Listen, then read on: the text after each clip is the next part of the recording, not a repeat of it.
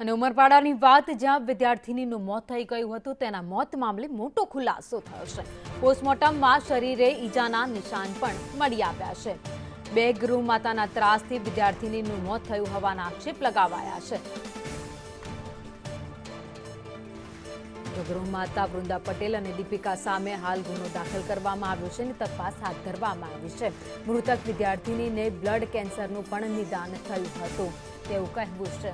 તો ઉમરપાડાની વિદ્યાર્થીનીના મોત કેસમાં મોટો ખુલાસો થયો છે। તેના શરીર પરથી ઈજાના નિશાન પણ મળી આવ્યા છે।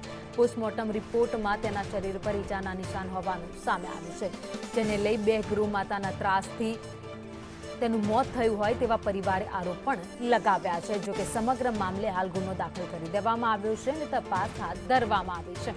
વધુ અપડેટ સાથે સંવાદદાતા આઝમ અમારી સાથે જોડાઈ ગયા છે।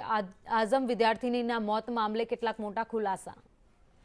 ઉમરપાડા તાલુકાની આદર નિવાસી કન્યા શાળામાં 14 વર્ષીય વિદ્યાર્થીનું જે રહસ્ય સંજોગોમાં મોતનો પ્રકરણ હતો તેમાં ઉમરપાડા પોલીસે કન્યા શાળાની બે ગૃહમાતા વિરુદ્ધ વિદ્યાર્થીનીને શારીરિક માનસિક ટોર્ચર કરવાનો ગુનો નોંધ્યો છે। મહત્વની વાત જે સામે આવી છે કે જે પેનલ ફોરેન્સિક પોસ્ટમોર્ટમ રિપોર્ટ છે તેના અંદર મૃતક વિદ્યાર્થીની છે તેના શરીર પર ઈજા અને મારના નિશાન દેખાઈ રહ્યા છે।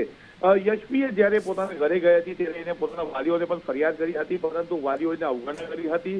ત્યારબાદ જે બ્લડ રિપોર્ટ સામે આવ્યો હતો થોડા દિવસો સામે, તેના અંદર મૃતકને જે બ્લડ કેન્સર હોવાનું નિદાન થયું હતું। ગૃહમાતા દીપિકા અને વૃંદા પટેલ સામે હાલ પોલીસ ફરિયાદ નોંધવામાં આવી છે। જી, આભાર માહિતી માટે।